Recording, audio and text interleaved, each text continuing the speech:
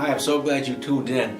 We have another wonderful verse this week, and this week we're looking over here in Philippians chapter 4 and verse 6. Many of you have heard this verse, but we're going to talk about it in a way different than maybe you've heard before. There's some wonderful nuggets of truth in here that just takes a little digging sometimes to get out. You know, one thing about the Word, it's so good, it's so powerful, and a lot of times just taking it at face value is great.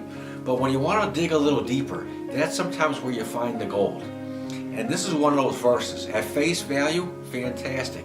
But even better as you dig into it. Today we'll just look at the face value since it's Sunday and we're just starting the week off.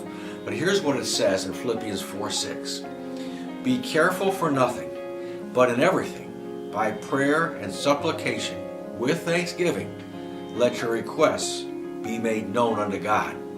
I remember learning this verse many years ago, and I thought, how great. I remember hearing someone say, in other translations, it says, be careful for nothing. Some translations say, don't be anxious about anything. Don't be worried about anything. And I thought, well, that's good, because there's other verses that tell us not to worry. Worry, is an enemy of your faith. Worry will get your mind caught up in thinking the wrong kind of thoughts, where you really can't stand in faith like you're supposed to. See, God doesn't want us ever to worry or be anxious or any of those things, careful, overly concerned. He doesn't want that in your life. Sometimes people say, I can't help it, it's my kids or it's my job. We can't help it. Sometimes we have to train ourselves. And a lot of times it has to do with your upbringing. If your parent, mother, father, whoever, grandma, someone you grew up with or were near, if they were worrywarts, it was the saying, just being afraid of every little thing, then it gets on you. If they're afraid of water, if they're afraid of flying, a lot of times it gets on those little kids that are around. And sometimes we're just products of how we're brought up. And we don't need to worry about anything. And God all the time is saying, fear not, angels show up, fear not, Jesus shows up, it's fear not, don't be afraid.